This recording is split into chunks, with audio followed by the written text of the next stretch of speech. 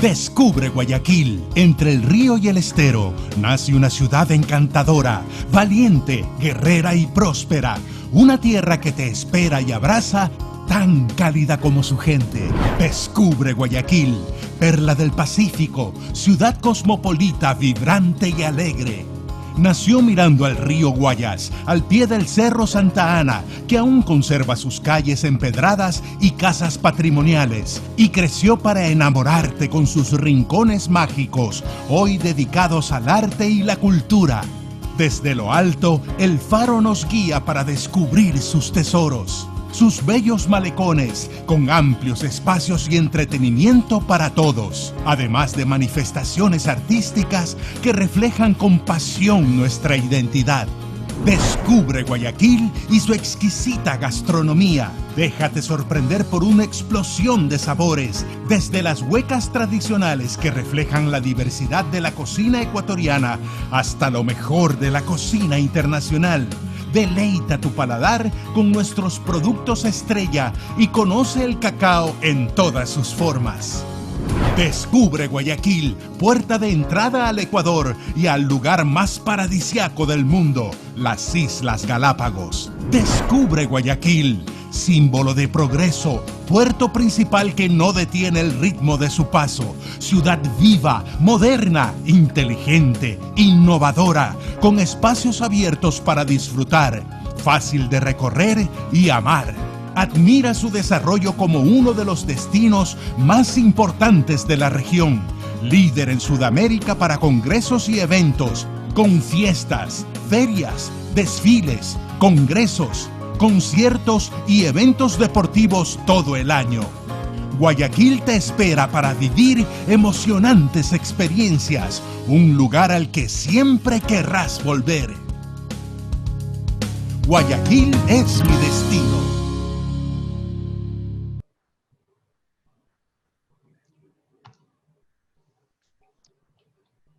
Hola, hola, hola, ¿cómo están? Buenas tardes, ¿me escuchan bien primero los queridos panelistas de esta tarde? Escucha bien, Andrés. Todo muy bien, Andrés. Está bien. Muy bien, bueno, quiero primero agradecer a toda la gente que se ha sumado el día de hoy en este día tan especial para la Feria del Libro y sobre todo tan especial para los que disfrutamos tanto de este deporte. Y cuando se utiliza esta frase regularmente se le involucra mucho a los protagonistas, los que están dentro de la cancha, los periodistas, los directivos, pero no existe una comunidad que represente tanto y en tanto número al fútbol como los aficionados. Y seguramente ellos van a ser los que más van a disfrutar este diálogo el día de hoy que vamos a tener con una de las personas probablemente más influyentes en lo que ha sido el cambio positivo que auguramos se mantenga en el fútbol, porque habría que marcar un antes y un después de todo lo que se conoció como el popular FIFA Gate. Antes de presentar a nuestro invitado, que ya muchos lo deben ver y seguramente reconocen y saben muy bien a quién me refiero, quiero darle la bienvenida a nuestros otros panelistas que el día de hoy van a estar con nosotros y que van a formar parte de este diálogo de una manera muy, pero muy especial, incluso participando activamente de esto. Le doy la bienvenida y saludo a José Antonio Briz, vasto dirigente, hombre de fútbol durante muchísimo tiempo, actualmente jefe de talento humano de la Federación Ecuatoriana de Fútbol. José, ¿cómo te va? Muy bien, Diego, muchas gracias y un gusto estar en este panel. Muchas gracias. Me alegro mucho. Junto a José Antonio y junto a mí el día de hoy, conformando esta mesa de diálogo con nuestro invitado, estará Diego Palma, quien es el fundador y presidente de Sport Trade, ejecutivo de marketing deportivo ecuatoriano y uno de los gestores de este encuentro en la Feria del Libro. Diego, ¿cómo estás? Hola Andrés, ¿cómo estás? José, Ken, y bueno, a la Feria del Libro muchas gracias por la oportunidad de poder compartir esta mesa de diálogo.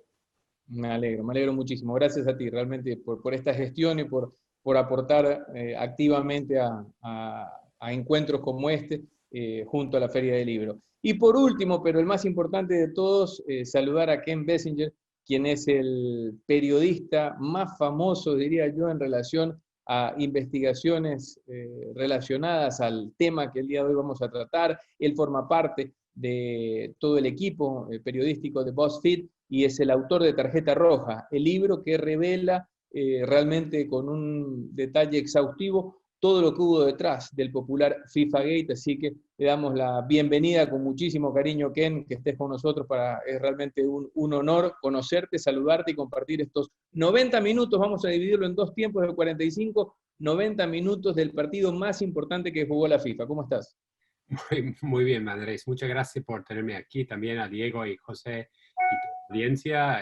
Mando un gran saludo desde Los Ángeles, donde estoy. Un abrazo muy grande. ¿Les parece si arrancamos, señores? Arranquemos entonces. Vamos, bueno, para adelante. Yo lo primero que quiero es ponernos un poco en contexto, si te parece bien, Ken, y que me cuentes un poquito cómo te ubicas en el mapa futbolero, porque quisiera que nos cuentes, obviamente, de manera breve, algo de tu historia personal y profesional, para verte vinculado con este tema. O sea, ¿quién es Ken Bessinger a nivel de periodista, de fútbol, de qué familia vienes, si quisiste ser jugador de fútbol, después quisiste ser directivo, fuiste periodista? ¿Cómo llegaste a realmente tener la pelota en tus manos del partido más importante que jugó la FIFA? Bueno, en realidad yo soy una persona que como niño nunca jugué fútbol. La verdad, siendo norteamericano, tenemos deportes en Estados Unidos que son más populares en este país.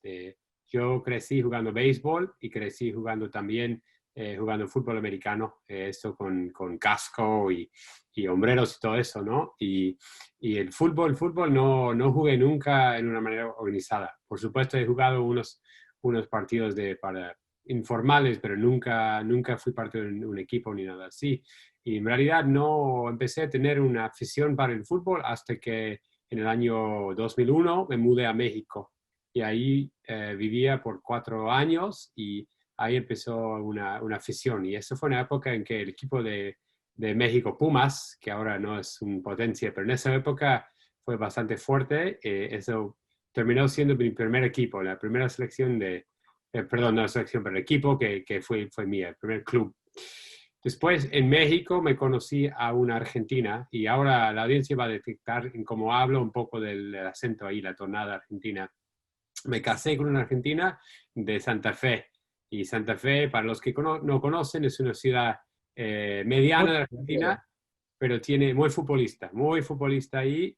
Tiene 2 clubes allá en la A, Colón y Unión. Tengo un suegro colonista, todo el resto de la familia son tatengues, que es del otro equipo, de unionistas. Entonces, pues tuve que elegir, me hice tatengue, soy hasta el corazón hincha de Club Unión de Santa Fe, y ahí tengo realmente mi inversión emocional en el fútbol más fuerte. A través de eso, hay una edad bastante avanzada. En los finales de mis años 20 empecé a tener una afición muy grande al fútbol. Profesionalmente, yo soy periodista con 22 años de trayectoria ahora en periodismo. Empecé como periodista de finanzas y cuestiones económicas, ¿no? De negocios. Entonces, empecé así, trabajando en el periódico Wall Street Journal, luego trabajé en otros medios y finalmente en Los Angeles Times y desde 2014 en BuzzFeed. Y a través de los años terminé siendo un periodista de investigaciones profundos, es decir, notas que son no esos que se hacen un día, pero más bien notas de investigación de semanas hasta meses. En algunos casos he hecho investigaciones que costaban casi un año para terminar. Y siempre he tenido un interés en deporte, entonces siempre he buscado una manera que me dejen, que los editores me den la posibilidad de hacer algunas notas deportivas entre las otras notas sobre negocios, sobre política, etc. He hecho investigaciones sobre fútbol americano, sobre básquet y unas notas sobre fútbol. Y realmente mi carrera como periodista que escribe sobre fútbol empezó en 2014 con mi nuevo trabajo. Explico que tuve un editor en mi último trabajo en el periódico de Los Ángeles, que es un hombre de Trinidad. Y bueno, para ellos que siguen el caso FIFA Gate, sabrán que Trinidad tenía un papel muy importante en ese caso. Y él me explicaba me presentaba la idea de una figura, Jack Warner, que tenía una posición muy clave en toda la historia. Y empezando en 2010, 11, me empezó a hablar de Warner, que es una persona que no tenía perfil en Estados Unidos y que hablaba de ese Warner hasta que yo empecé a investigar un poco de Warner, y ahí cada vez que se hablaba de Warner, encontré un poco sobre su mano derecha, que seguramente vamos a hablar de esa persona más adelante. Pero eso básicamente es la historia. Eso fue mi primer posibilidad de entender que fútbol puede ser una nota periodística. Increíble, fantástico. Quiero contarle a la gente, porque hay un montón de aficionados, directivos, gente de fútbol, hay periodistas, le doy la bienvenida a muchísimos colegas que están con nosotros aquí, que sobre el final del diálogo con Ken vamos a poder transmitir muchas de sus preguntas. Diego está recibiendo ya todas las preguntas. Les pido que lo ideal sería que esperemos, qué sé yo, el 80, 90% del diálogo para que envíen sus preguntas, porque es muy probable que muchas de las cosas que ustedes quieren preguntar van a ir apareciendo a lo largo de estos minutos. Entonces, sobre los minutos finales del segundo tiempo, cuando arranquen los segundos 45 minutos, ahí sí empiecen a mandar sus preguntas de muchas cosas que tal vez hayan quedado en el tintero. Muy bien. Empezamos con las empecemos. preguntas. Eso, José, sí, perfecto. Hemos tenido una oportunidad previa de conversar en algo con Ken, y creo que entre Andrés, José y yo, que bueno, hemos leído el libro, nos ha apasionado la historia. Yo llegué a conocer respecto del FIFA Gate desde Twitter de Ken, @KenBensinger, también ahí pueden mandarle algún comentario. Y creo que Andrés tenías unas consultas como para arrancar con la historia, ¿no? Como para arrancar con la narrativa de esta historia tan enredada y tan llena de detalles que nos pudo contar Ken. Sí, por supuesto. Me parece que José tenía primero una pregunta y después nos metemos en cada una de las páginas. José.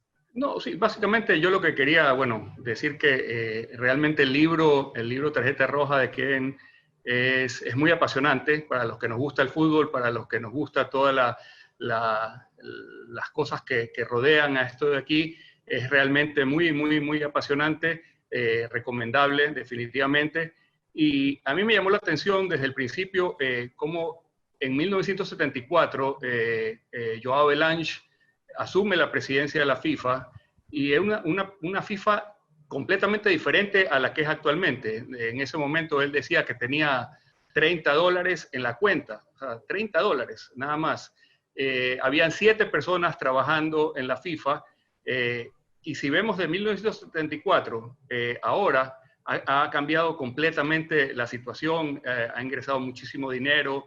¿Tú crees, Ken, que este aquí fue un poco como la explosión, el primer contacto que se puede decir, ahí arranca un poco la corrupción del tema de la FIFA?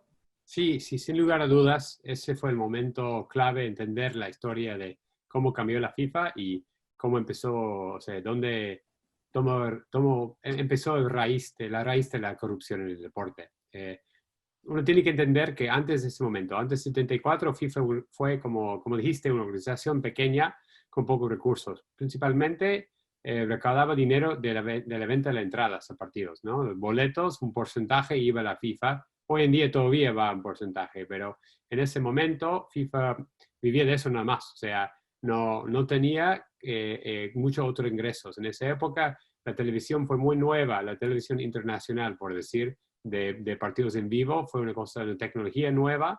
Se había experimentado en algunos mundiales con esto, pero en ese entonces FIFA básicamente regalaba los derechos. Y no fue hasta, creo que el Mundial 70 que empezó a poder cobrar un poco por los derechos, y 74 un poco más, pero no fue nada que ver lo que tenemos ahora por las limitaciones de la tecnología, porque no había cablevisión codificada en ese entonces realmente no sabía cómo lucrar de los derechos. En realidad no entendía el concepto de derechos, ¿no? La idea del fútbol era vender entradas. Hasta los anuncios que se ven en la cancha, en las fotos de esa época, eso no fue una fuente de ingreso tampoco para la FIFA, eso fue una fuente de ingreso para el dueño de la cancha. El que fue dueño de la cancha vendía los anuncios, no pagaba nada a la FIFA, pero sí daba una porción de los boletos al club, los clubes que jugaban y a la FIFA.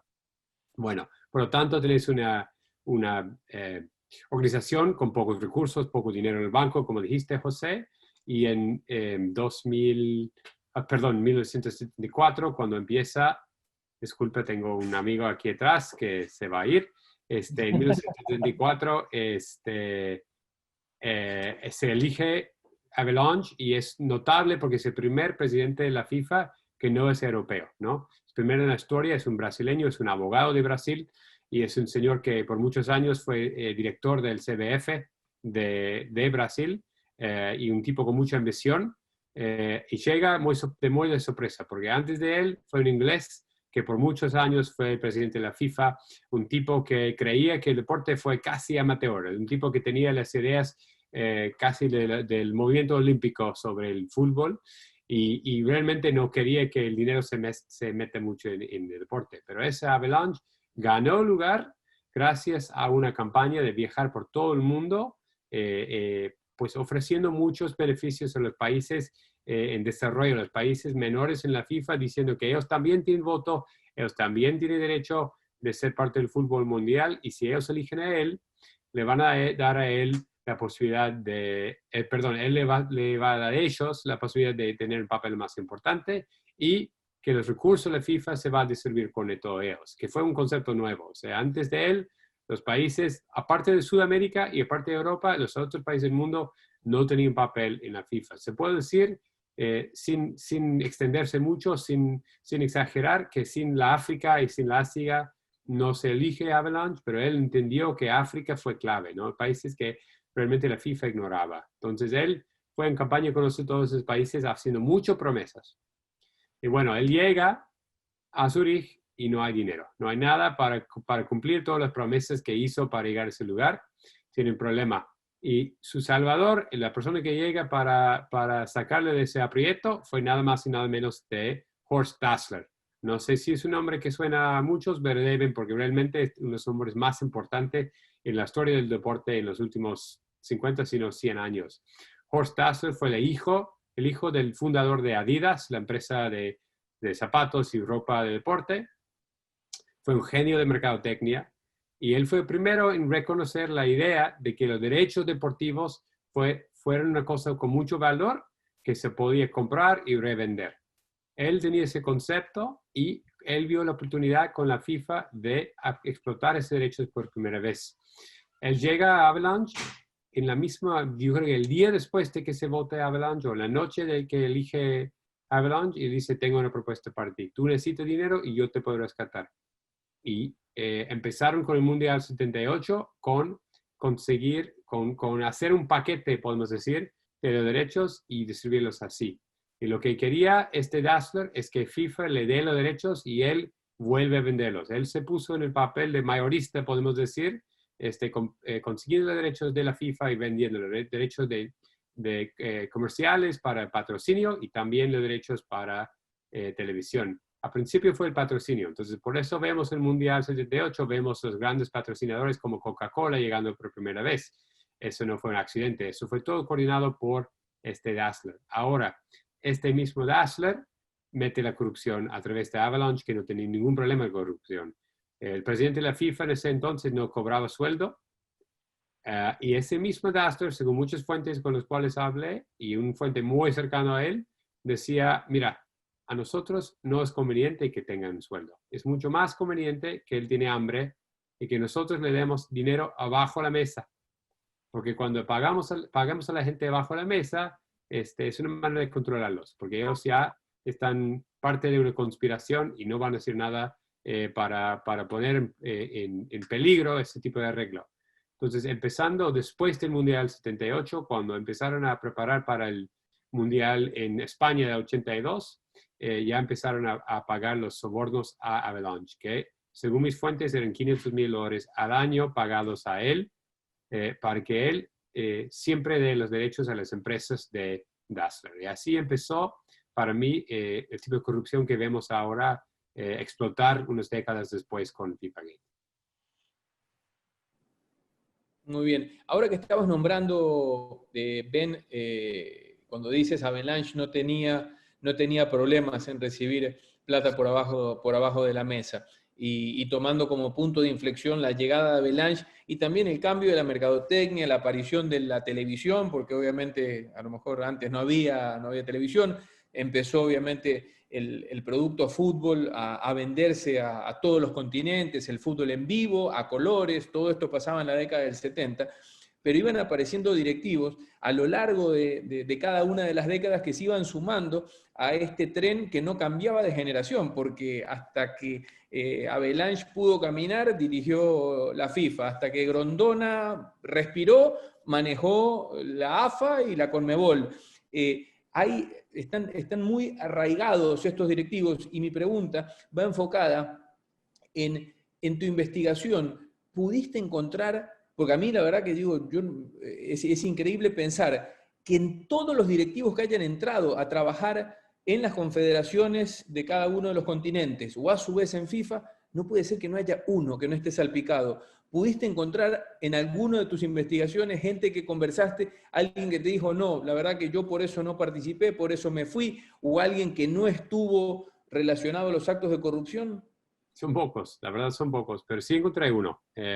Uno que no fue salpicado por todo eso, que es muy notable, es un señor chileno, Harold Mine Nichols. Es un hombre que algunos en el deporte sabrán, conocerán a este señor, que es realmente un señor a lo cual tengo cariño. Es un tipo muy derechito, que siempre hace lo bien. Y por lo tanto, lo echaron. Básicamente... Eso te iba a decir, por eso se lo bajaron. Chile fue uno de los pocos países de Sudamérica que no quería. Bueno, fue el único país, aparte de Uruguay en algunos momentos, que no quería participar en las conspiraciones de soborno que después se destaparon. Y después de un tiempo lo echaron. O sea, FIFA no pudo tolerar un tipo limpio y básicamente, en mi opinión, de mi ver, inventaron una acusación contra si mal no me acuerdo, su sobrino. Dijeron que su sobrino participaba en un evento con la academia que hace Qatar, sin haber pagado el viático, o sin haber pagado algún aspecto de participar en esta cosa, que fue un entrenamiento de una semana, algo así.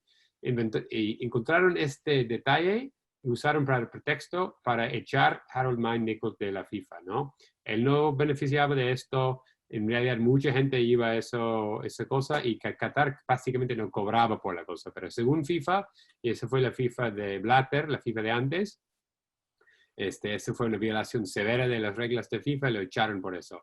Y eso dio lugar a otro chileno, Sergio Jadwe, que a su vez no tenía ningún problema en cobrar sobornos como los demás. O sea, se normalizó a la manera de FIFA con echar al único hombre limpio de ese entonces. Lo otro, yo creo que Bauzá de Uruguay, nunca encontraron nada en su contra tampoco de haber tomado sobornos.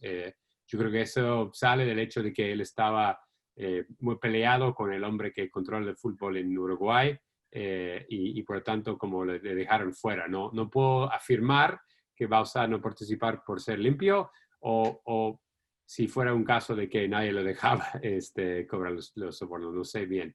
Pero realmente yo creo que el caso Harold Mine Nichols es muy ilustrativo del problema, de que no sé si algunos han visto la película Sérpico, un clásico de la corrupción policíaca, ¿no? Y en esta película Al Pacino es un policía limpio, ¿no? Un policía no corrupto, y descubre que no es suficiente no tomar el soborno, porque los demás policías quieren que tomes el soborno, porque es parte de la cosa nostra, ¿no? Es parte del código de silencio en la policía, y si él no toma el soborno es un problema para todos y lo amenazan la vida. Bueno, en fútbol existe ese tipo de código también. No tomar soborno fue como un señal muy malo que nadie quería escuchar. Entonces realmente es un señal, es una manera de entender que el fútbol fue tan profundamente corrupto que uno no estaba permitido, no fue permitido no tomar sobornos, y ellos que no querían tomarlos eran como exiliados del deporte. Otro ejemplo que viene a mi mente ahora es en Trinidad 2011 había un famoso caso en que Jack Warner, el trinidense al cual hice referencia antes, que fue presidente del CONCACAF y también un vicepresidente de la FIFA, dio sobornos en una manera tan obvia. Dio sobres llenos de efectivo, creo que $30,000 en cada sobre. O sea, literalmente los hombres, todos los presidentes de las federaciones de los países caribeños fueron invitados uno tras otro a una sala en un hotel en Puerto de España de Trinidad, y cada uno recibía un sobre, así tipo sobre legal, y con adentro $30,000 en dólares. Bueno, la mayoría muy contentos, muy felices, pero algunos no querían aceptarlo, y ahí se armó todo un despelote porque los demás estaban enojados que no querían aceptar el dinero, los demás querían el dinero y no querían que nadie se queje de esto. Y el próximo día, Jack Warner dio un discurso a todos los presentes, en el cual decía, si se creen muy limpios y muy piadosos, anda a la iglesia. Aquí en el fútbol es otra cosa. Si quieren limpiar su conciencia a la iglesia, pero en el fútbol estamos todos en el mismo tribu, ¿entienden? Se enojó porque no dejaron cobrar, o sea, porque la gente no quería cobrar el soborno.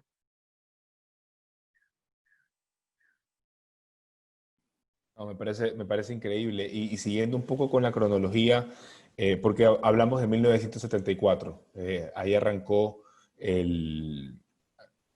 digamos, el concepto un poco sistémico, ya instaurado en el sistema de que los negocios en el fútbol se hacían de esta manera. Pero fue mucho después, y ya más del lado de América, donde se empezó a encontrar un hilo del cual tirar para conocer más detalles respecto a la estructura de corrupción. Y me parece que ahí la figura de Chuck Blazer es importante, porque realmente, y creo que Ken nos puede dar más detalles, y me gustaría que nos dé su opinión sobre ese papel, ese rol que llevaba esta persona, ejecutivo de CONCACAF, dentro de la FIFA, su figura dentro de la estructura de corrupción, y después cómo esa figura se transformó en una cooperación efectiva para la investigación. Es Chuck Blazer y esos hallazgos de inclusive hasta gastos estrambóticos como un departamento en Manhattan para sus gatos, lo que derivó en este destape de la información sobre el FIFA Gate. Fue ese el punto clave para entrar dentro de la estructura. Mira, sin lugar a dudas, Chuck Blazer tenía un papel súper importante en esto, y podemos decir que sin su participación, en cierta manera, sería imposible de que el caso haya avanzado.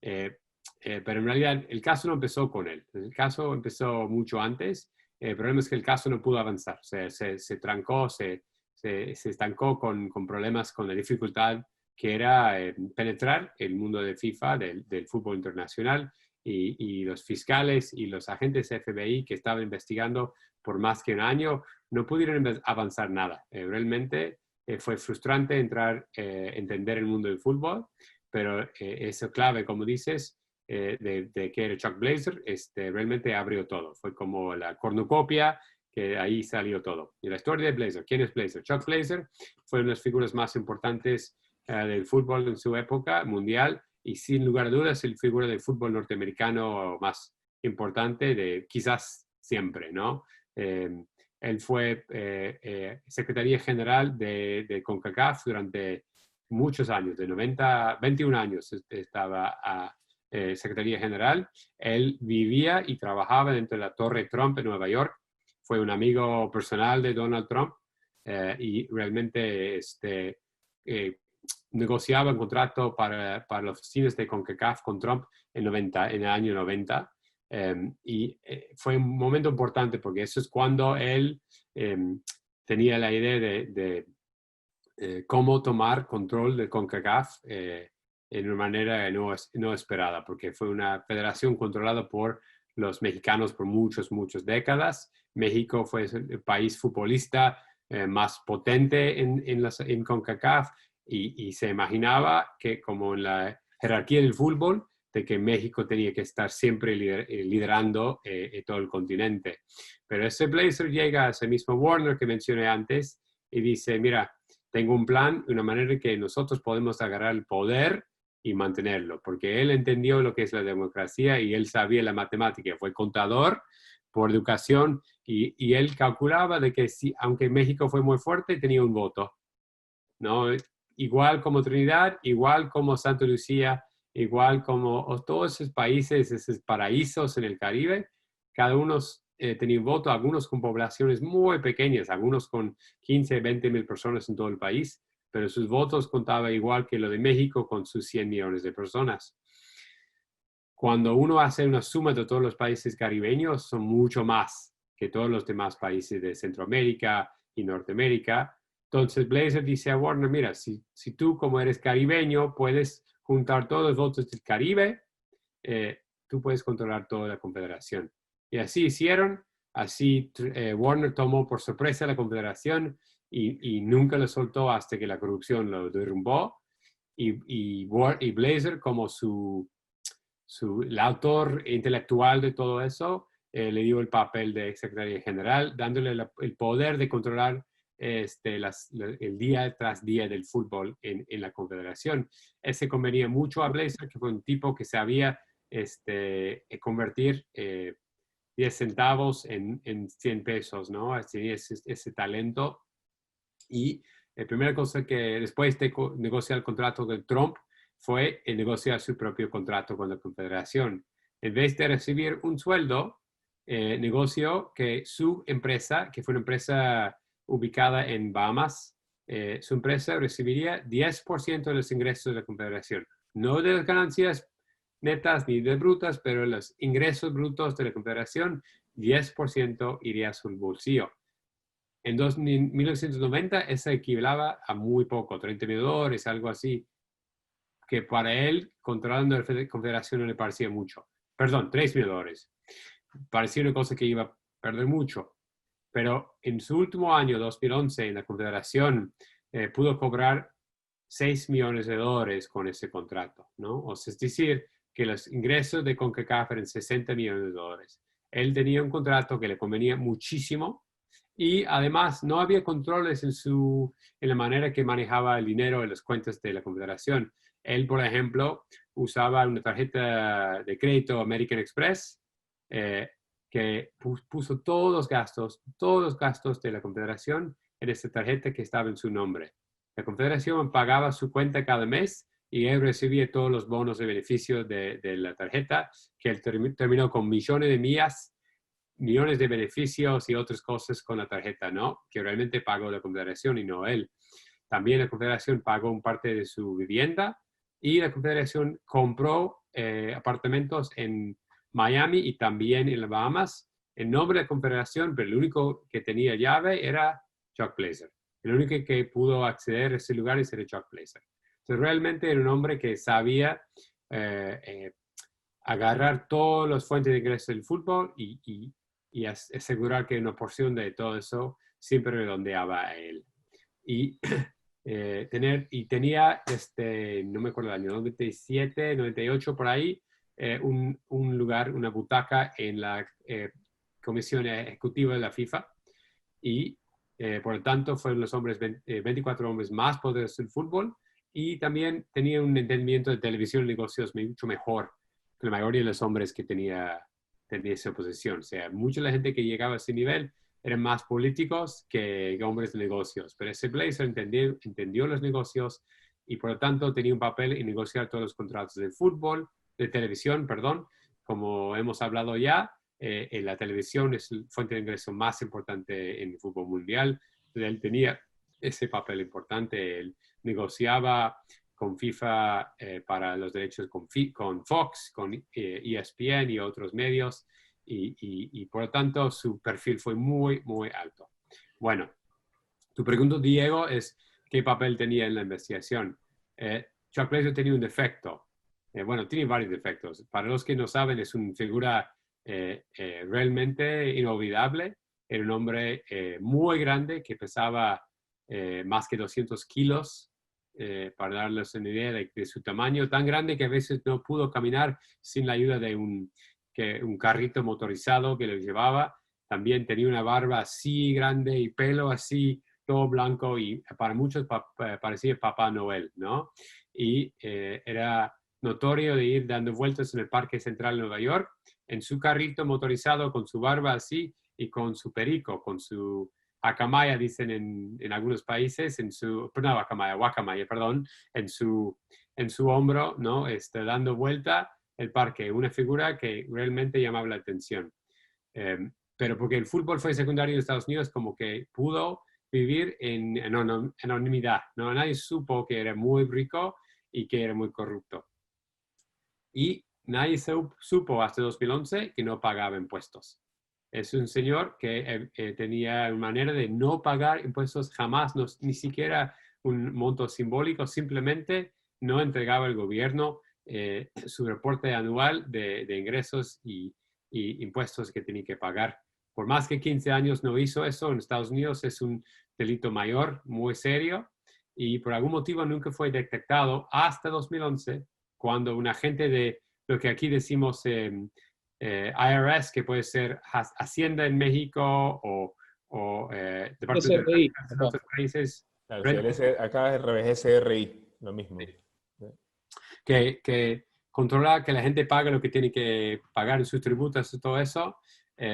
Él empezó, es un señor muy interesante que se llama Steve Berryman, le interesó mucho el fútbol y vive en California, no muy lejos de mí, y un buen día despertó, vio que la FBI había escuchado chismes que la FBI está investigando la corrupción en el fútbol, entonces empezó con su computadora buscando unos detalles y entró el nombre Chuck Blazer. ¿Por qué Chuck Blazer? Porque sabía que era la figura más importante del fútbol norteamericano. Más allá de eso, no sabía mucho. Ese es un señor que es muy apasionado del fútbol, es muy hincha de Liverpool, pero realmente no seguía mucho la selección norteamericana, ni tampoco con CONCACAF, porque su interés fue en Inglaterra.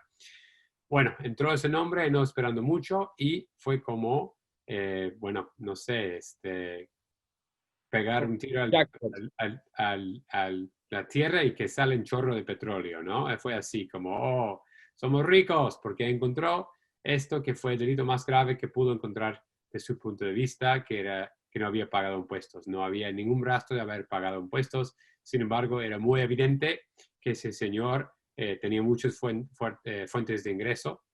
Entonces, Berryman se dedicaba a los próximos meses en confirmar que sí tenía ingresos. Encontró comprobante que había ingresos y con eso, en noviembre de 2011, él y un agente del FBI acercaban a Blazer en el lobby, en la entrada de Trump Tower, en la Torre Trump, y le dijeron a Blazer, mira, tenemos una propuesta para ti. O colaboras con nosotros o te vas a la cárcel, ¿no? Y bueno, Blazer titubeaba, no demoraba más que 3-4 segundos. Decía, bueno, lo que quieran y no quiero la cárcel, los ayudo. Y así empezó el momento más fructífero de toda la investigación. Eso terminó siendo súper importante porque Blazer sabía mucho sobre muchísimo en el fútbol, mucha suciedad sobre Sudamérica, sobre Norteamérica, sobre Europa, sobre Trinidad. Todo eso fue inmenso en la investigación y avanzó años luz lo que era. Ken, quiere decir entonces que se encontraron en esa misma línea de investigación dos líneas que se cruzaban en un punto.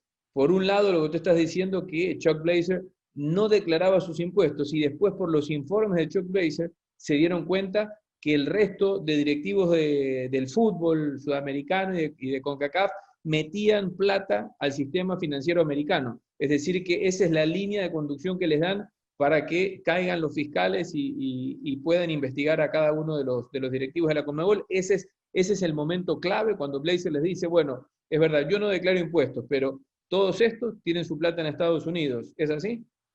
Es así y más. O sea, él termina siendo el guía conductor de todo, ¿no? Es como si ellos habían llegado al mundo, a un otro país, donde no hablaban el idioma, que no sabían nada, que no podían leer los mapas, no entender cómo funcionaba el metro. Y eso, como imagínate yendo a Japón, ¿no? Y tan perdido que puede uno ser. Sin un guía es imposible. Bueno, él fue guía para los fiscales. Él decía, no, así funciona. Eso es quien es Avalanche, ¿no? Así funcionan los contratos de fútbol. Es más, tengo un archivero lleno de sus contratos y te puedo enseñar todos los contratos, ¿no? Y ese señor que está aquí en el contrato, ese señor controla todos los derechos de la Copa América. Y ese señor controla Copa Libertadores, ¿no? Y es dueño de esto. Y aquí tenemos un señor que controlo los patrocinios de todas las Américas. Y bueno, aquí, y todos tienen cuentas en bancos porque a mí me han depositado y los bancos están en Miami y están en Nueva York y te puedo dar la información de los bancos y te puedo dar todo lo que necesitas, así todo atado con un moño de oro para hacer tu investigación. Y realmente fue como, sí, un regalo impresionante para los investigadores.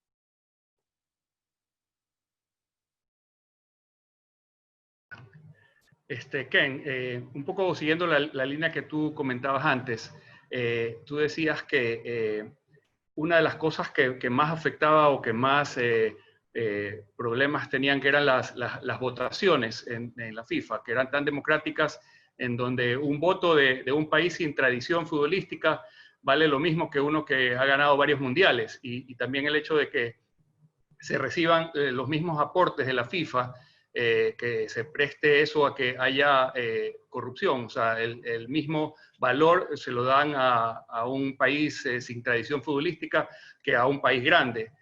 ¿Tú crees que eso se podría considerar como corrupción o se podría cambiar eso para que no haya? Creo que, o sea, en teoría no es corrupto, ¿no? La idea de que todos tengan un voto me parece bien. El problema es que, como dices, no todos los países son iguales. Algunos tienen mucho más trayectoria futbolística, más importantemente tienen más población, ¿no? Hay un país en el Caribe que se llama Montserrat, que tiene una población de 5.000 personas, todo el país, y que por muchos años ni siquiera tenía un aeropuerto porque el volcán eruptó y destruyó el aeropuerto, ¿no? Un país aislado y pequeño que en realidad no es un país, es un territorio británico que en la ONU, por ejemplo, no tiene voto porque no es un país, pero FIFA lo considera como un país, ¿no?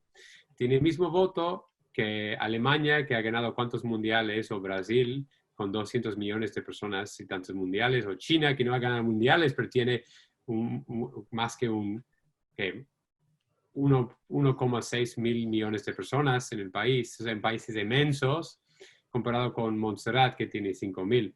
Entonces, tenés como una equivalencia falsa, porque son países que no son ni futbolistas ni grandes, ni ricos, que no tienen recursos, que tienen el mismo poder que los países grandes. ¿Por qué es un problema? Porque esos países pequeños, pobres, que no tienen además mucha trayectoria de fútbol, muchas veces tienes dirigentes de su federación de fútbol que pueden ser corruptos o corruptibles, y además no hay nadie que esté prestando atención a qué hacen con el dinero.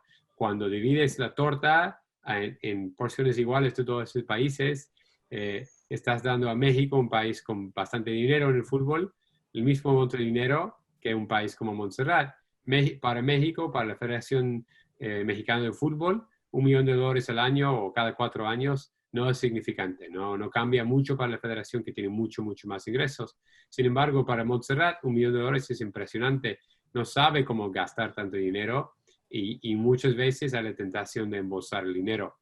Por lo tanto, los presidentes de la FIFA han encontrado una manera muy fácil de controlar el voto. Es decir, yo prometo que sigo dando el dinero a cada uno de ustedes siempre que voten por mí. Eso funcionó para Avalanche y sobre todo funcionó para Blatter, porque él sabía que podía mantener el control haciendo esa promesa de dividir el dinero. Y lo que sería muy tóxico para él sería construir un sistema quizás con votos proporcionales, o un sistema con, por ejemplo, 2 cámaras, como vemos en muchos países, que, por ejemplo, podría ser una Cámara de Diputados y un Senado. Podemos imaginar un Senado de países importantes en el fútbol o muy poblados, y una Cámara de Diputados de países más pequeños. Eso no funcionaría porque los países más ricos son mucho menos influenciados por el dinero así. Entonces, los dirigentes siempre controlaban, el presidente de la FIFA siempre controlaba que cada país fuese igual, pero por lo mismo era muy fácil corrompir esos países. Luego, otro defecto en el sistema por muchos años fue que los votos más importantes, lo más importante podemos decir es quién es el presidente, pero después de eso, los votos importantes sobre contratos y sobre las ubicaciones de mundiales y mundiales de clubes y mundiales juveniles y todo eso, no quedaba con el Congreso General de la FIFA, sino con el Comité Ejecutivo. Y eso se juntaba en sesión secreta y cerrada, sin siquiera usar su teléfono celular. O sea, todo secreto, y con voto secreto. O sea, ni siquiera los otros miembros de ese comité sabían quién votó a qué. Eso permitía que había mucho, pero mucha corrupción en ese cuarto. En ese grupo de 24 votantes había una historia muy, muy negra de dinero abajo de la mesa, porque nadie pudo jamás saber quién votó a qué. Y eso realmente vemos una perversión de la democracia muy fuerte en esas dos instancias y una manera que una idea democrática se puede usar como torcido y cambiado para que no funcione para el beneficio ni del deporte ni del público. Muy bien, Ben. Quiero que hablemos un poquito de tu obra, porque la verdad que con todos los millones de dólares que circulan por ahí, en todos los continentes, todas las federaciones, no vino nadie cuando ya se enteró que estabas levantando toda esta información a decirte, bueno, si pago X millones de dólares por una comisión, le tiro 2 millones de dólares a este gringo y que se olvide. No hicieron nada para comprarte, para sobornarte o en su defecto para querer frenar tu investigación y mucho más la publicación de tu libro. Mira, puedo decir que si me ofrecieron millones de dólares, no estoy seguro que estaría en esta conferencia ahora. Lo que puedo afirmar es que sí había gente que no quería que yo haga la nota, que no haga el libro, y había gente que cerrara muchas puertas y que dificultaba mucho mi camino. Había gente, por ejemplo, hasta la FIFA, que hicieron imposible mi investigación, hicieron muy difícil. Yo me acuerdo muy bien, en 2016 fui a Zurich para asistir al voto para el presidente que iba a llegar después de Blatter, que terminó siendo Infantino. El voto se tomó lugar en un estadio de hockey muy grande, lugar que tiene cupo para 15,000 personas, creo, algo así.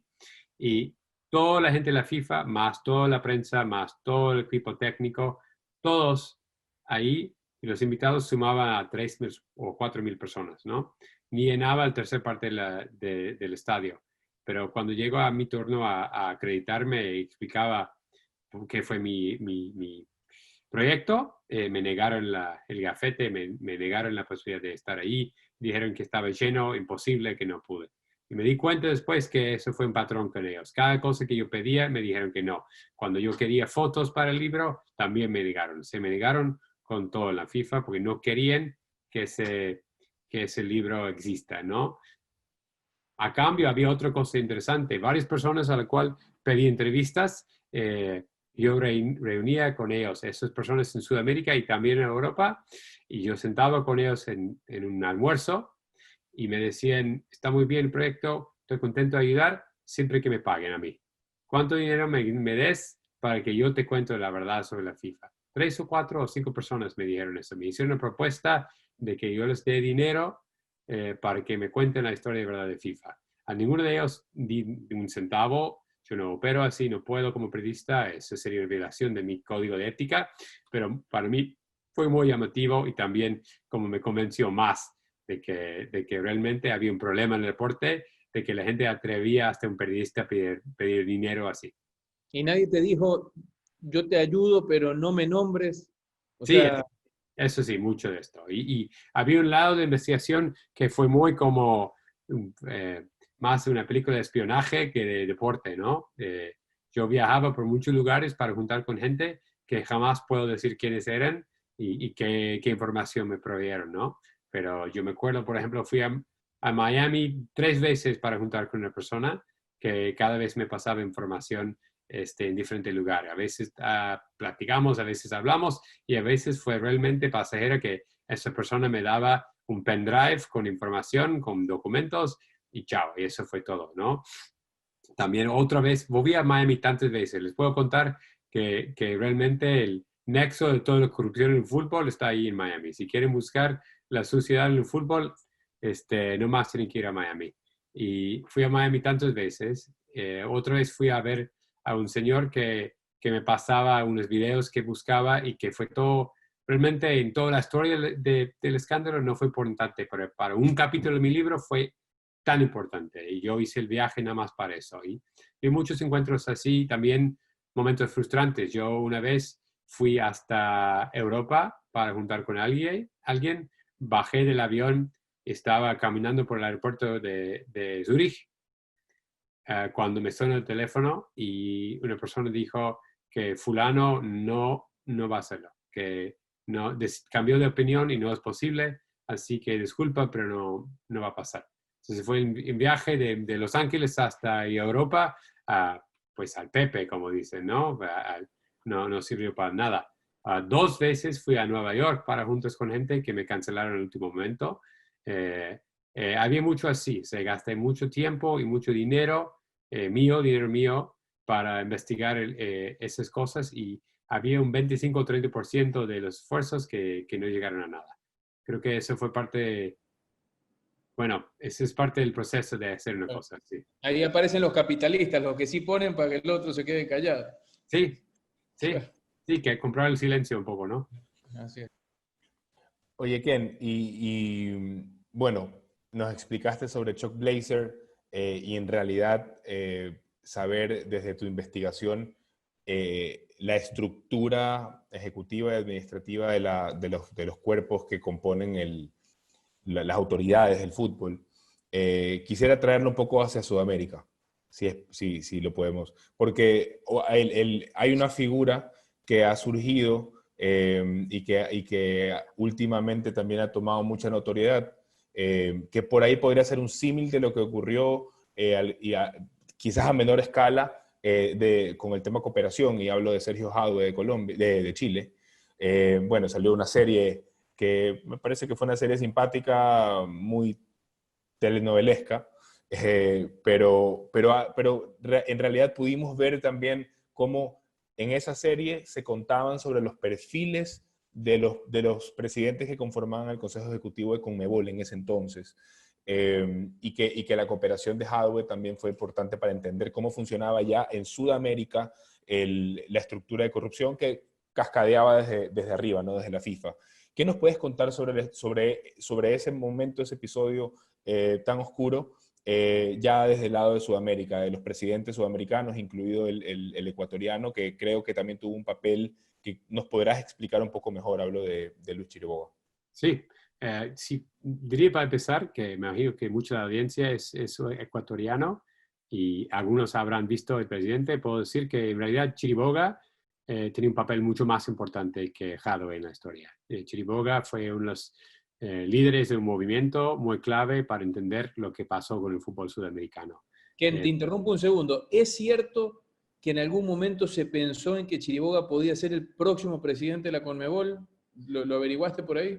No pude comprobarlo, pero sí que sabía que tenía ambiciones. Mira, y para alentarme un poco, él fue líder de un grupo de esos otros países, como a veces dicen los países, grupos de los 6 a veces dicen, o los grupos del Pacífico también dicen, países pacíficos, que ellos se formaban un bloque de votación que por primera vez en décadas desafiaba el poder tradicional en Conmebol. El poder tradicional en Conmebol fueron los países más trascendentes en fútbol, ¿no? Que era el Brasil, Argentina y un poco Uruguay. Esos 3 países, que eran todos países que habían ganado el Mundial, también en cuestión de Argentina y Brasil, potencias económicas y de población, controlaba el fútbol en Sudamérica, porque ya mencionamos el Avalanche, que controlaba Brasil por muchos años, y después su yerno, Ricardo Teixeira, también era una figura muy importante en el fútbol mundial. Y esas personas por muchas décadas controlaban todo. Luego se vio a través de la investigación cómo lo controlaban, pero básicamente Grondona, que fue la mano derecha de Blatter, y fue una persona que subió al fútbol en 78, el mismo año del Mundial de Argentina, y nunca pues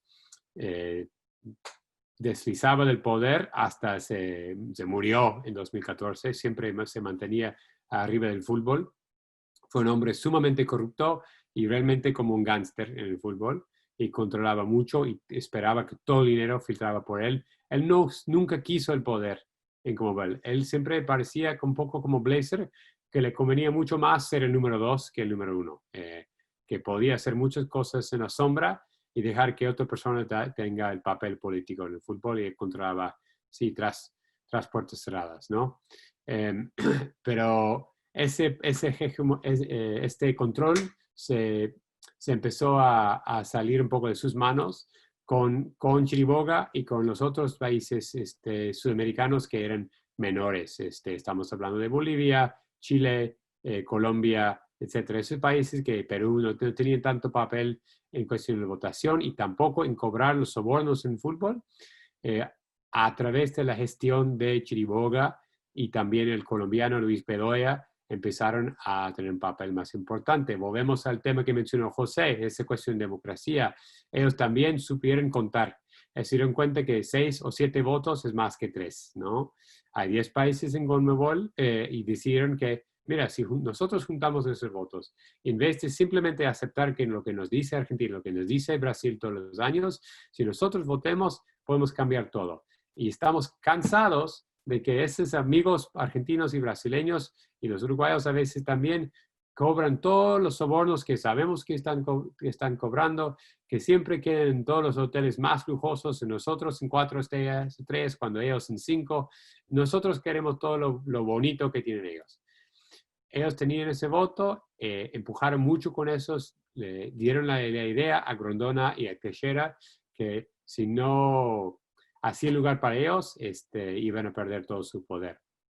Bueno, hay muchos que especulan que la idea para gestionar así vinieron con los argentinos Hinkies, que eran padre e hijo de argentinos que tienen empresa Full Play, que intentaba entrar el derecho en los deportes el negocio de fútbol a través de derechos y no pudo. Y su primera entrada vino con el fútbol ecuatoriano.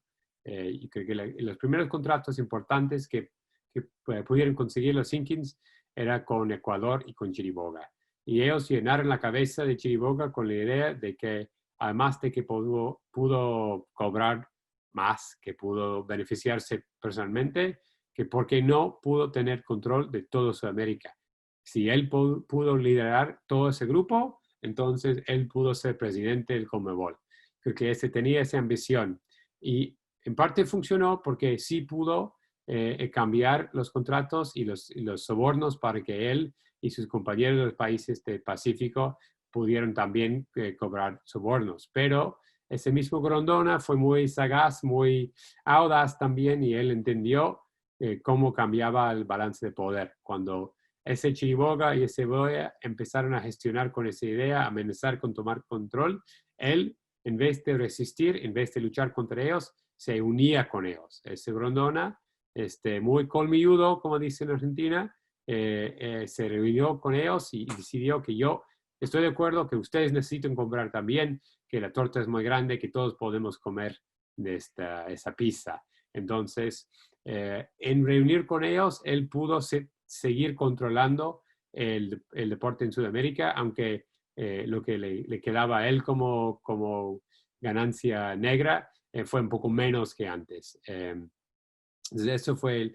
el gesto de Grondona para poder proteger todavía su imperio. Pero él tenía que retroceder un poco y admitir a esos a su cabal de corrupción.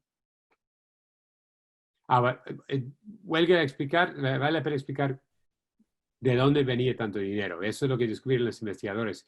El dinero que yo refiero a esa corrupción, esos sobornos, venían de personas como Alejandro Bursaco de Argentina, de José Ávila de Brasil, que eran los hombres que tenían empresas que compraban los derechos y los vendían otra vez. Un poco como el Horst Dassler que mencioné antes, ellos que copiaban ese modelo de conseguir los derechos, empaquetarlos y luego venderlos de canal a canal, país a país, por mucho más dinero que lo que habían pagado. Y todavía mucho más cuando uno considera que pagando sobornos les garantizaba un precio menor de lo que valía en el mercado abierto, ¿no? No tenían que entrar en una licitación abierta por los derechos. Si llegaron con Grondona, con Teixeira y con el paraguayo, cuyo nombre me escapa ahora, pero perdón. Leos, gracias. Leos, pagando sobornos a ellos, el precio que tenían que pagar por los derechos de torneos eran siempre mucho menos. Y esos hombres se dieron cuenta que pagando 1, 2 o 3 millones de dólares de soborno cada vez que tenían que renovar el contrato fue muy conveniente porque el precio del contrato casi no subía. y en vez de pagar, por ejemplo, 100 o 200 millones de dólares por derechos de Copa América, pagaban 50 millones.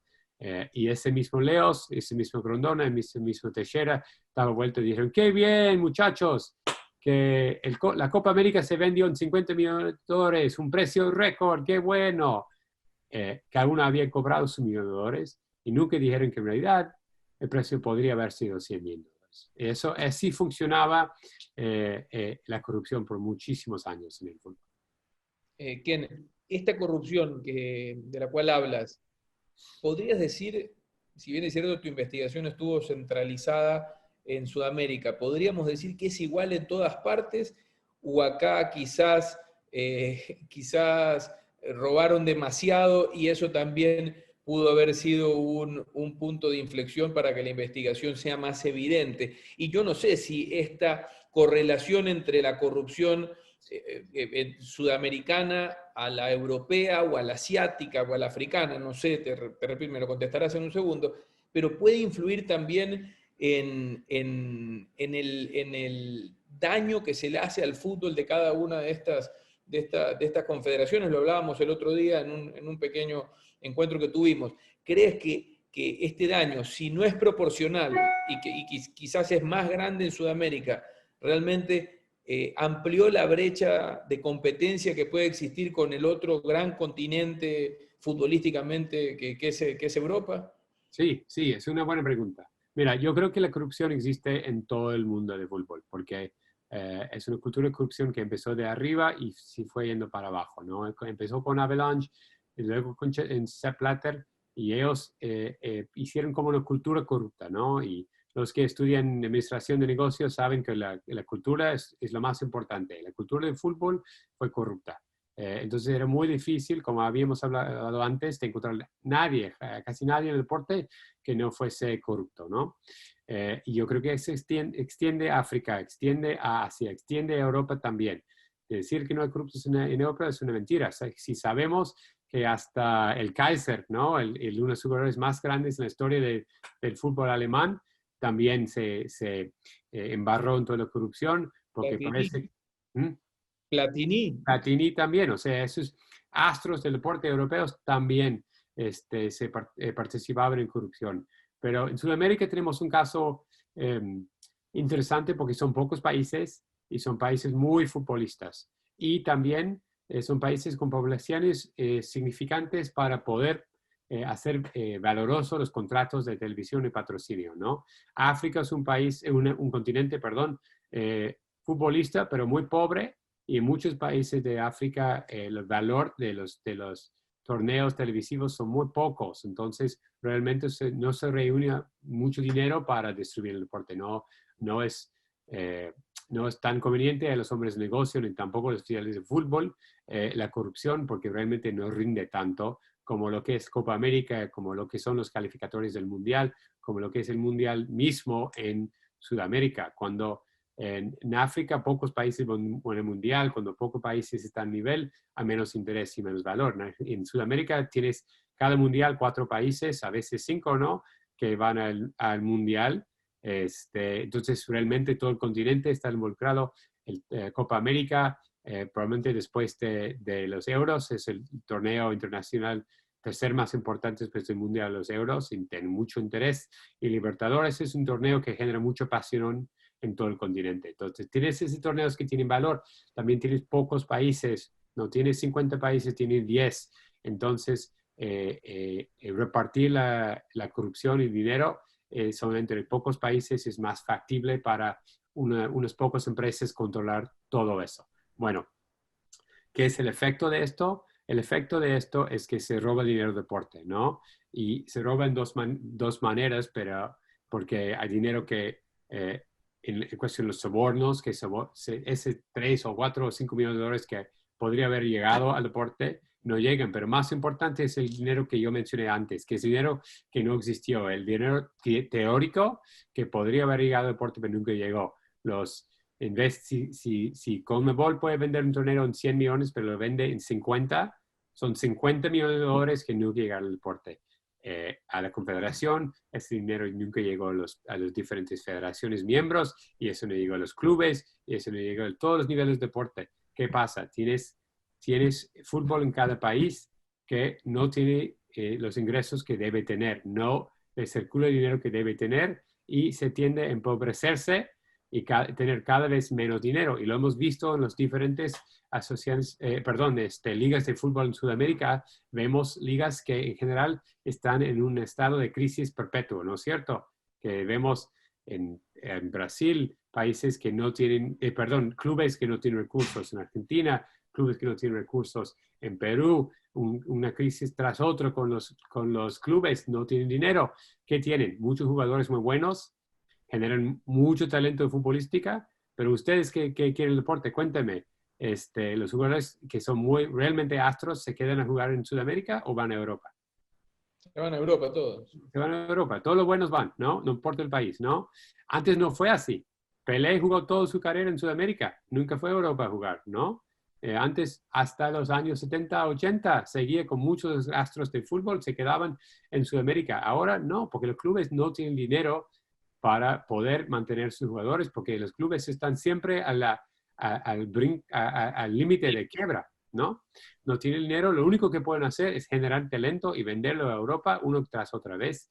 La hinchada en Sudamérica no tiene oportunidad de ver sus grandes productos, jugar con sus clubes, pero se van a Europa. Y después gente dice, no sé, a lo mejor cuando en sus últimos años Messi vuelve a jugar con Newell's, ¿no? En Santa Fe, o cosas así, pero el mundo quiere ver Messi en Newell's a los 28 años, no a los 38 años. Y eso es imposible, que Newell's no puede pagar, ¿no?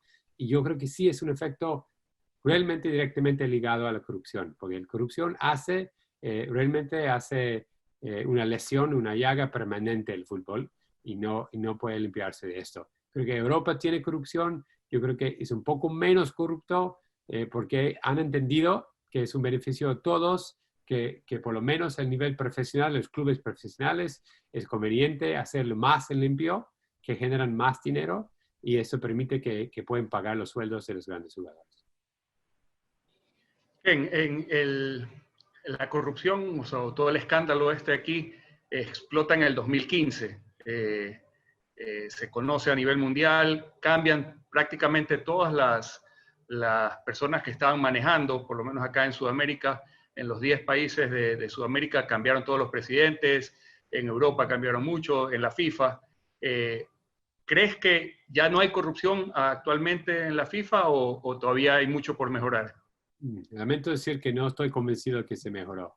Yo creo que sí había un cambio importante, que sacaron varias generaciones de oficiales corruptos, ¿no? Y alguien había mencionado antes de que esos son señores que tenían años y años en esos lugares, porque una vez que entraron a ese club, nunca querían salir, ¿no? Alguien me dijo una vez, es como un jardín utópico. Una vez que llegues a los altos niveles de la FIFA, es tan bonito, tan lindo toda la vida, que jamás quieres ir, ¿no? Vas viajando el mundo primera clase a pago de FIFA. Quedas en hoteles 5 estrellas a pago de FIFA. Te dan, cuando llegues a esos lugares, te dan todas las comidas tres veces al día, todo el viaje, los taxis, todo está a pagar al FIFA, pero todavía te dan un viático cada día, ¿no? Cada día te cobras encima en efectivo dinero que supuestamente es para tus gastos. ¿Pero qué gastos? No hay gastos. Entonces, esos hombres vuelven con eso como otra fuente de ingreso, ¿no? Y además extiende más que el fútbol. Si quieres ir al Mundial, perfecto, las entradas que quieres, pero también si quieres ir al Super Bowl, seguramente puedes conseguir por ser dirigente de la FIFA. Si quieres ir al Juego Olímpico, también. También si quieres ir a la ópera, lo que tú te interesa, el mundo abre a ti. Entonces, ¿quién no quisiera una vida así? Que encima de esto, te paguen un sueldo grande y te paguen bajo la mesa otro dinero que no tienes que reportar al departamento tributario de tu país, porque nadie sabe que existe. Es ser presidente de un país, pero sin los problemas de un país. O sea, manejando algo divertido que es el fútbol. Exactamente. ¿Quién no quisiera esa vida? Yo, si me invitan a ser comité ejecutivo de FIFA, por supuesto voy a decir que sí. Qué mejor, ¿no? Pues eso es una cosa paradisíaca. Nadie quiere jamás salir de esta cosa. con FIFA Gate se sacan 2 o 3 generaciones de esas personas contra su voluntad, pero tienen que irse, ¿no? El problema es que yo creo que los próximos que estaban esperando su oportunidad llegan un poco más antes al poder que esperaban, pero ellos tenían sus propios 10, 15, 20 años esperando el poder en la misma cultura, y no todos, pero muchos todavía quieren lo mismo, ¿no? Porque ellos ven, yo estaba esperando, eso ahora es mi oportunidad, yo esperaba eso, yo también quiero eso. Entonces, eso tiene ese problema cultural. También, los mismos problemas que mencionó José de los votos, de la democracia, existen. No han encontrado todavía una manera de mejorar su situación. Han hecho cambios. Por ejemplo, ahora el voto para el Mundial, el voto para los grandes contratos, perdón, no solo el contrato, pero el Mundial, ahora se vota en el Congreso General de FIFA. Perfecto, perfecto, ¿no? Problema resuelto, ¿no? No, porque ahora es un voto abierto en público de 211 países. ¿Qué pasa? Países, cuando tienes que comprar un voto secreto de un hombre en un cuarto, es caro, pero son pocos para pagar. Bueno, cuando tienes que comprar el voto de Montserrat o de Sri Lanka, es muy barato. Es muy fácil comprar el voto de Sri Lanka porque nadie se da cuenta que Sri Lanka es un país futbolista, porque no es, pero todavía tiene su voto. En realidad, el precio por voto ha bajado muchísimo y todavía existe ese problema, ¿no? En ese cuarto. Tiene ese problema estructural. Y también yo creo que tenemos un líder de la FIFA, Gianni Infantino, que no veo mucha diferencia entre él y sus antecesores, ¿no? Yo creo realmente los parecidos entre Infantino y Blatter son realmente espeluznantes, ¿no? Es un hombre que, tal como Blatter, es suizo, tal como Blatter habla varios idiomas, tal como Blatter vino del mismo cantón como departamento del país.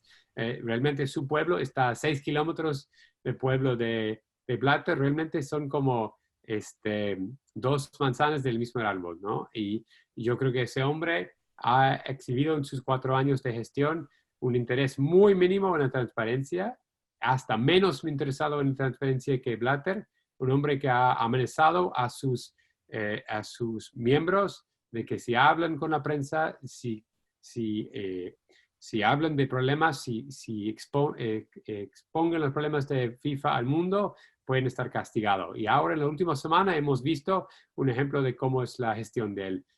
Han echado Trinidad y Tobago de la FIFA, lo suspendió la federación de ellos. ¿Por qué? Porque había una disputa sobre quién iba a ser realmente el presidente, el comité ejecutivo del fútbol en Trinidad. Había un grupo que quería el poder, que supuestamente democráticamente habían tomado el poder en Trinidad y Tobago, pero la FIFA no le gustó a esas personas y quería instalar su propio comité de personas para controlar ese deporte en Trinidad. Había esa disputa y los que no estaban favorecidos por la FIFA decidieron acudirse a las cortes de Trinidad. Dijeron, mira, es un tema, es una disputa que se tiene que resolver jurídicamente. Se va a la corte y la FIFA dice, no, en la FIFA no vamos a las cortes, en la FIFA no respetamos las leyes nacionales, nosotros no tenemos que respetar ningún país ni ninguna ley. Entonces, esos que dirigieron el fútbol trinitadense, si en el acto de ir a la corte han violado las estatutos de la FIFA y están fuera. Entonces ahora FIFA queda como excomunicado de la FIFA por ir a las cortes para resolver esa disputa. ¿Qué quiere decir? Quiere decir que FIFA se cree arriba de todo. FIFA cree que nadie tiene el poder de decir a FIFA nada y los que quieren decir algo están fuera. Esa es una actitud que a mí me parece muy semejante a lo que se veía antes, y que demuestra que los cambios realmente no son profundos, que tenemos un líder de la FIFA y un grupo de líderes de la FIFA que son recalcitrantes, que no quieren que cambie nada porque todavía quieren los beneficios que siempre tenía el fútbol desde su punto de vista. Mira, me parece muy interesante. Tengo algunas anotaciones sobre lo que estás diciendo. Acá había un sonido. Ok, porque realmente, pues, creo que también José va a poder mencionarlo. Nosotros hemos tenido interacciones y momentos en los que hemos podido trabajar y cooperar con las instituciones del fútbol, por lo menos en mi caso, a partir del 2016. O sea, una vez pasó todo el tema del FIFA Gate y nosotros actualmente inclusive vivimos como tanto FIFA como Conmebol están creando estas comisiones permanentes de ética cuyos miembros no los están eligiendo los ejecutivos de los consejos, sino que están teniendo otro tipo de designaciones. Hay mucha incorporación de acuerdos de transparencia, acuerdos de ética y de compliance para compra y para venta de derechos. En fin, realmente te lo digo porque yo participé de varias negociaciones respecto de derechos de televisión, por ejemplo, en los que ya nos llegaban los requerimientos de buenas prácticas, sobre todo en temas de ética y transparencia, y trato de incorporar ya preguntas del público que tiene que ver con esto. Entonces tengo una pregunta de un buen amigo, el abogado Pepe Mosquera, también un dirigente de fútbol ecuatoriano y también que ha participado como directivo de la Federación Ecuatoriana, siempre metido en temas legales, jurídicos, y hacen una reflexión sobre lo mismo, que con estas nuevas estructuras de control, que son incluso independientes en algunos casos, y que sus miembros no son elegidos por los directores de FIFA, sino en Congreso, y deben calificar con requisitos de idoneidad. Sabemos si es que los mismos órganos de control de anticorrupción que está generando FIFA y Conmebol están dando algún tipo de resultado. ¿Hay denuncias de casos de corrupción desde la interna de FIFA que hayan salido a la luz? ¿O tú no tienes ninguna referencia al respecto? No, sí tengo un poco de referencia. Yo creo que un momento clave que vimos en eso, no me acuerdo, creo que fue en 2017 o 18, es que FIFA hizo un cambio a su código de ética. Y a mí me llamó mucho la atención porque el código de ética empezó, creo que en 2002, por ahí, empezaron a tener su primer código de ética y se iba mejorando, cambiando, escribiendo diferentes detalles, expandiendo, etcétera, a través de los años, ¿no? Prácticamente cada vez que se veía nuevo capítulo, nueva cláusula del código de ética, eso salió después de otro escándalo, ¿no? Se escribió el documento, ese documento vivo, a través de escándalo tras escándalo. Cada vez que había un escándalo, otro premio de la FIFA tenía que escribir nueva cláusula diciendo que, no, eso no está bien, ¿no? No se puede vender las entradas a una ganancia. O sea, las entradas que FIFA te da a los mundiales gratis, no podés vender a 10 veces más de su valor. Bueno, así expandí ese código. En 2017 o 2018 empezaron a incluir cláusulas que me parecían exactamente en contra de lo que dice tu amigo el abogado, porque castigaba o amenazaba con echar de la FIFA cualquier persona que hable en público de actos ilícitos o corruptos dentro de la FIFA. O sea, pusieron en su código lenguaje que amenazaba a alguien con quejar de corrupción. Era mejor quedarse en silencio que exponer los problemas del deporte. Según esto, según lo que decía FIFA, la idea era que los que encontraban problemas, que encontraban corrupción, podían ir a los canales dentro de la FIFA, o sea, los canales internos de la organización para reportar los fraudes, para reportar los actos de corrupción. El problema es que hemos visto todos de que FIFA tiene una tendencia de no hacer nada con ese tipo de cosas, que cuando la gente hace reportes internos, nunca llega a ningún lado. Entonces, realmente los cambios que hemos visto a través de las décadas con FIFA es porque alguien afuera de la FIFA pudo acceder a información sobre esos actos corruptos.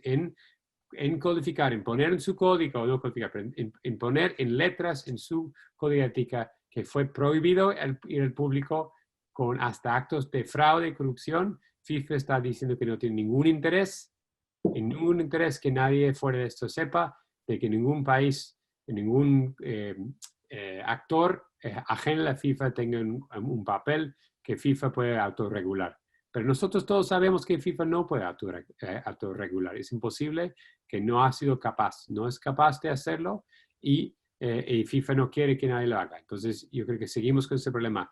Hemos visto actos de corrupción castigados casi siempre por la justicia norteamericana o suiza o alemana o de otros países y posteriormente FIFA excomunica a esas personas, pero nunca empieza la investigación y no hemos visto muchos casos de FIFA tomando acción contra sus miembros solo.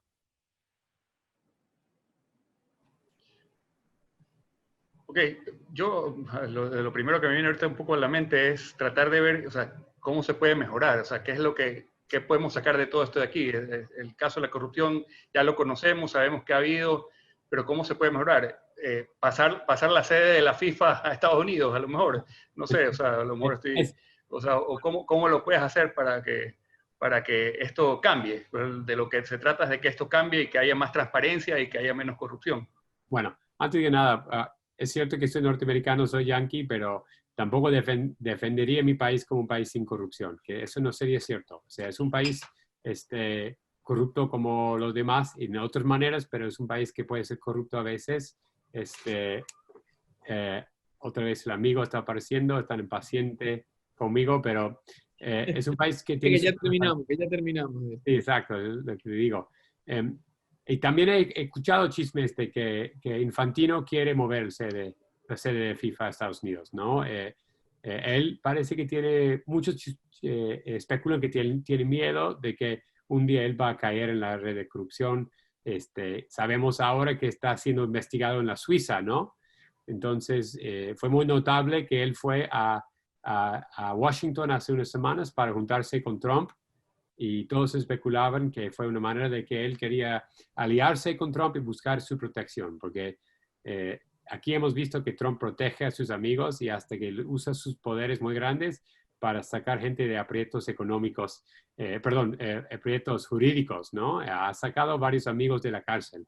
Entonces, algunos especulan que Infantino, si las cosas se ponen muy grave con la fiscalía en Suiza, quiere moverse a Estados Unidos. Yo no sé si sea tan cierto, yo no soy uno de esos que creen en conspiraciones, yo creo que hay motivos económicos muy fuertes para que quede en Suiza, un país que les da beneficios enormes en cuestión de impuestos para quedarse ahí. Sin embargo, el punto es igual, que preguntas, José, ¿cómo podemos limpiar eso? ¿Cómo se puede mejorar? Yo siempre lo veo el problema de FIFA como un cáncer.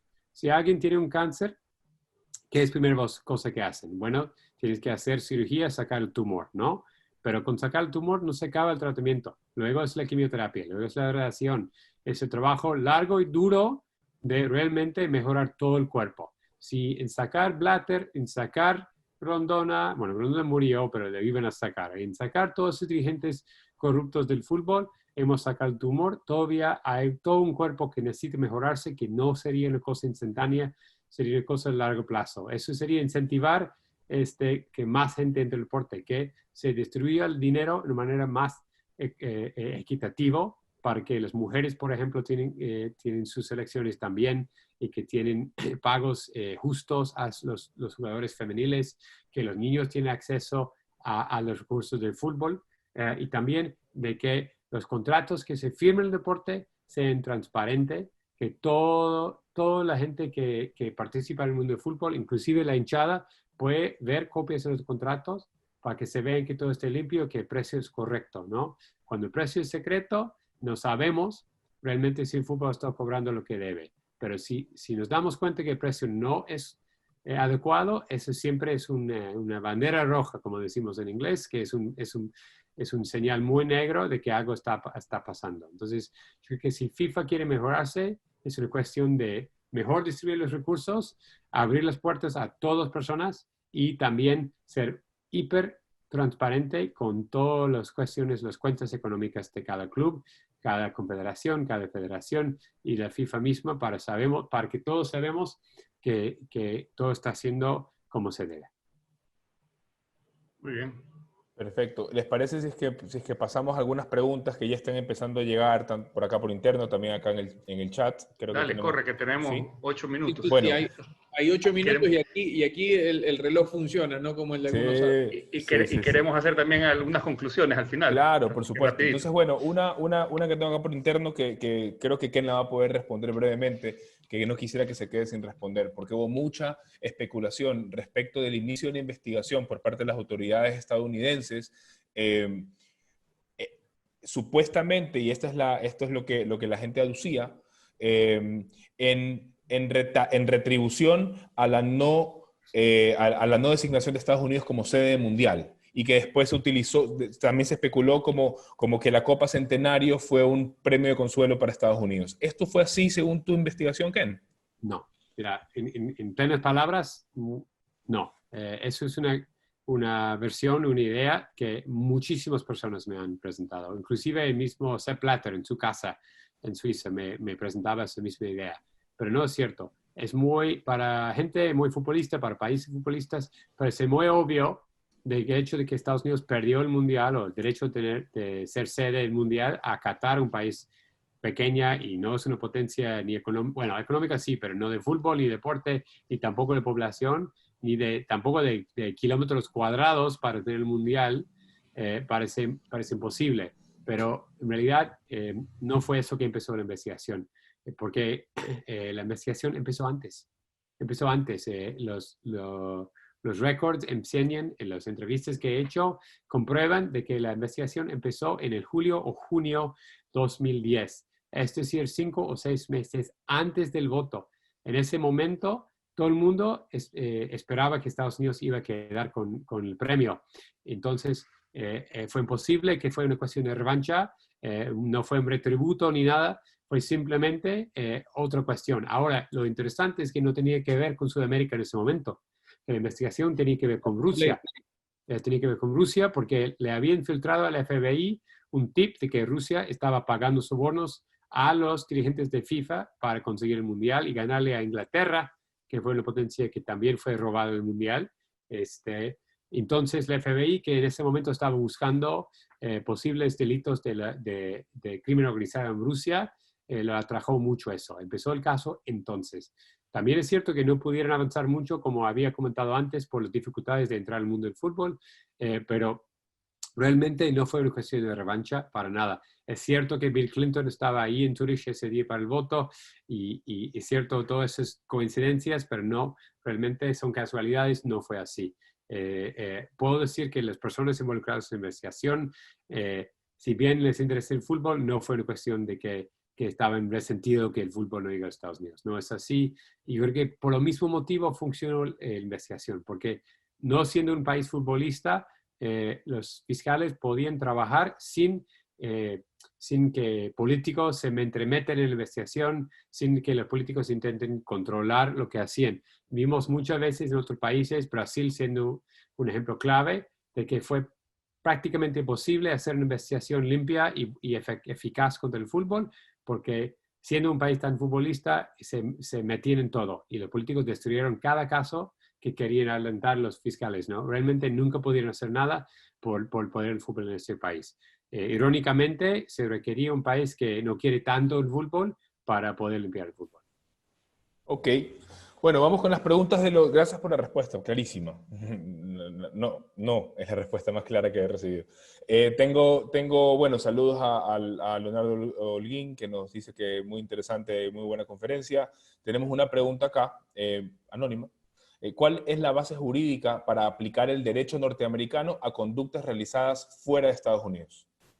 Es buena pregunta, porque muchas personas involucradas en el caso, algunos que ahora están en la cárcel, y mucha la gente que observaba el caso, preguntaban ¿qué tiene que ver con los Yankees, con lo que pasa entre Brasil y Argentina, por ejemplo? ¿Por qué tienen que meter en los negocios de Ecuador y Colombia? ¿Por qué tiene que ver?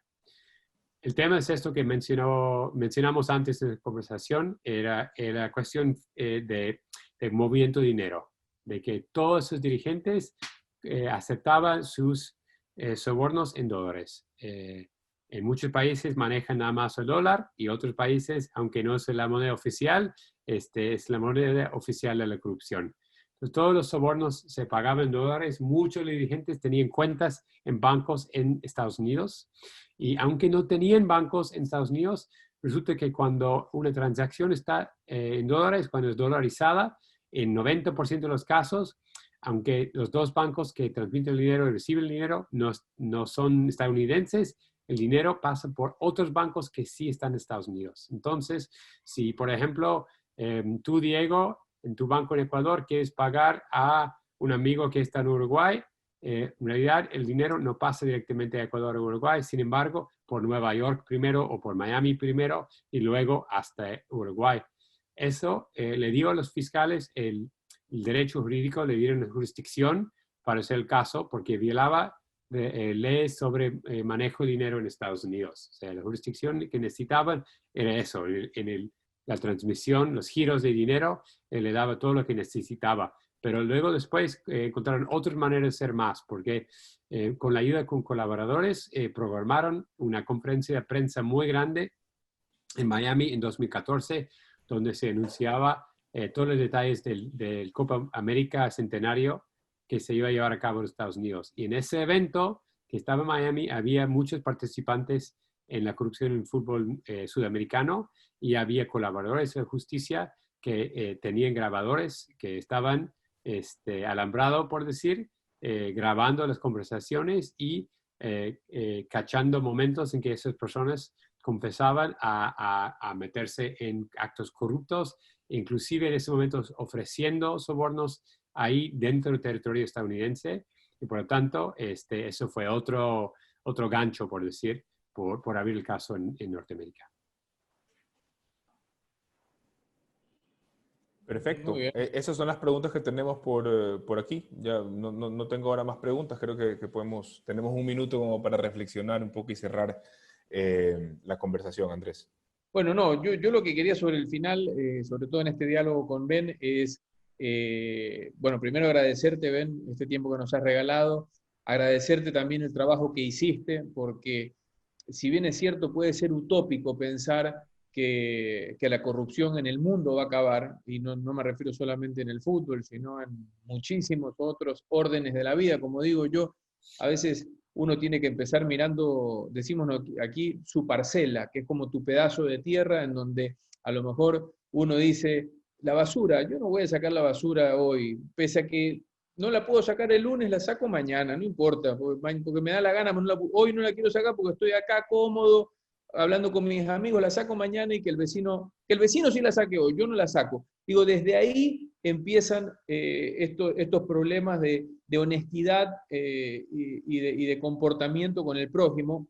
Es utópico pensar que esto va a cambiar, pero creo que investigaciones como la que tú hiciste o como cualquier otra investigación, sobre todo cuando se transforma de dominio público, como en este caso fue todo el FIFA Gate, por lo menos, lo que digo yo, por lo menos los pones alerta y que estos tipos tengan que operar muchísimo, muchísimo mejor y ojalá los buenos elementos, las buenas células puedan contagiar al resto. Yo siempre dije, mira, no te quise interrumpir cuando hablaste de Harold May Nichols, pero Harold May Nichols lo conozco. Harold May Nichols fue periodista, después fue directivo, después llegó a la UC, llegó a la FIFA, llegó a la CONMEBOL, en ese orden, porque Harold tuvo un comportamiento y un crecimiento profesional realmente muy interesante, y ojalá que ese perfil pueda ser el que domine el fútbol el día de mañana, porque es un tipo preparado, un tipo que realmente lo que busca es una retribución económica de mercado para el trabajo que está haciendo,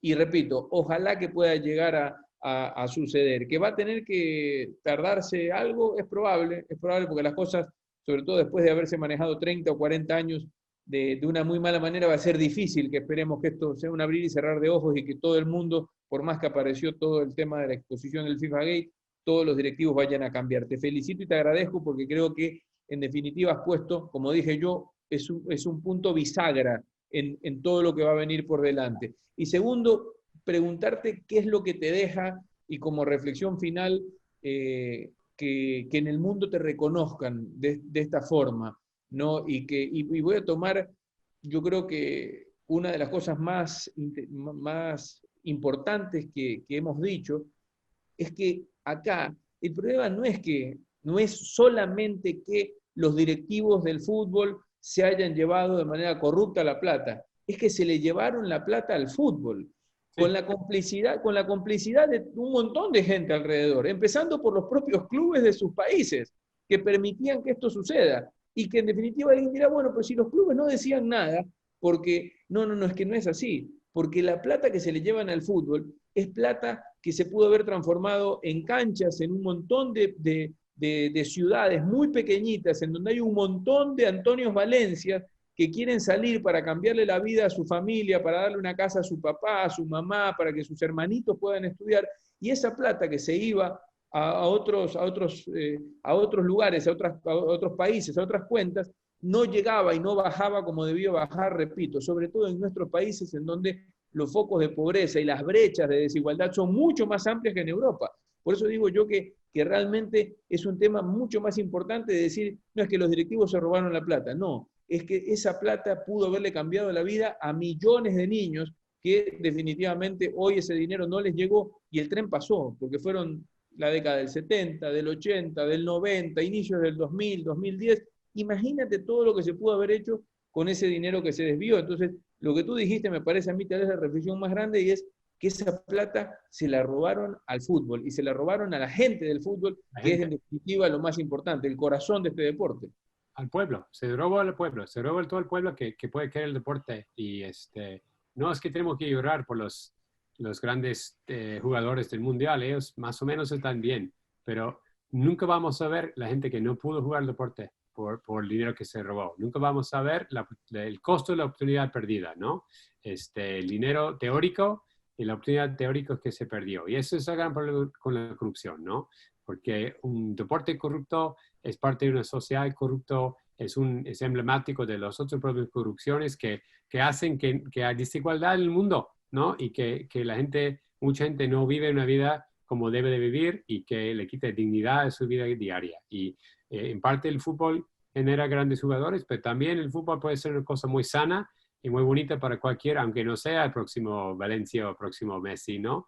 Pero también tiene derecho a jugar, tiene derecho de gozar la vida, y todo lo que se lleva de eso, todos los diferentes cuestiones de corrupción y desigualdad, le quita dignidad a la vida de todos nosotros. Entonces yo creo que si se puede limpiar el fútbol, es un buen señal que se puede limpiar muchas cosas que no funcionan en el mundo. Entonces yo creo que hay una nota esperanzada en esto, que podemos pensar que un día tanto el fútbol como el resto del mundo puede mejorar un poco. Eso sería el mensaje para mí. Estamos en tiempo de descuento. Yo solo los exhorto a todos los que nos han acompañado hoy día, si no lo han leído todavía, Tarjeta Roja, lo encuentran en las librerías en Ecuador. También creo que hay versión de ebook, lo pueden encontrar también en versión de ebook. Y retomar un poco las palabras de Andrés, agradecerle a Ken y su investigación y la valentía de haber publicado esta historia y de seguir haciendo un periodismo investigativo en búsqueda de la verdad. Realmente los que hacemos negocios en el deporte y que los queremos hacer bien, que se visibilice esto es importante, para que nosotros los que estamos también desde adentro de la estructura o del aparato comercial del fútbol, sepamos que hay posibilidades, hay maneras de hacer bien las cosas, que esta es una industria que realmente tiene recursos para poder hacer bien las cosas y hacerlo de manera justa, y que también hay consecuencias de hacerlas mal. Consecuencias que son muy graves, consecuencias que pueden destruir familias o que pueden terminar inclusive con la vida de personas que en esta historia tuvieron un desenlace muy, muy malo para ellos. Entonces, gracias de vuelta por la oportunidad y por darnos tantos detalles. El libro es un relato espectacular y se los recomiendo altamente a todos. Pues muchas gracias, Diego. Agradezco a todos la oportunidad de estar con ustedes, aunque sea de una manera virtual. Es muy grato para mí. Ojalá que podemos sobrepasar esa pandemia que nos afecte tanto y que todos nos conocemos en persona un día pronto. Claro. Muchísimas gracias también a la Feria del Libro por darnos la oportunidad de estar hoy día aquí, y a toda la gente que nos acompañó. A ti, Ken, por haber estado esta hora y media. Este partido, como decía Andrés al principio, el partido más importante que ha jugado la FIFA. Muchísimas gracias a todos. A ustedes también. Que se cuiden mucho. Así es, Ken, agradecerte, felicitarte. La verdad que el partido más difícil que jugó la FIFA, que se lo ganó un jugador con más refuerzos, pero en todo caso que lo perdió. Quiero agradecerle de verdad a cada uno de los visitantes que tuvo esta edición, la sexta edición de la Feria del Libro, agradecer a la empresa de promoción cívica y turismo, Gloria Gallardo, agradecer a nuestra alcaldesa, Cintia Viteri, por haber impulsado una vez más este encuentro. Han sido más de 60 autores nacionales e internacionales, y Ken es justamente el último. Con este evento cerramos esta sexta edición de la Feria del Libro. Agradecer a Expo Plaza también por toda la logística y toda la parte ejecutiva que le ha dado a esta edición. y bueno, esperamos, como dice Ken, que la próxima sea en vivo. ¿Qué tal juega fútbol, Ken? ¿Perdón? ¿Qué tal juegas fútbol? Terrible, soy terrible. Tengo 2 patas de izquierda. Está el lote de Diego, entonces. Está bien. Realmente un desastre. Mi hijo, puedo decir que mi hijo me va a rescatar. Mi hijo juega muy bien. Okay. Bueno, entonces lo traemos a tu hijo, así te saca la cara cuando vengas, hacemos un partidito. Te mandamos un abrazo muy grande, Ken. Gracias a todos. Cuídense mucho. Chao. Chao, chao. Chao.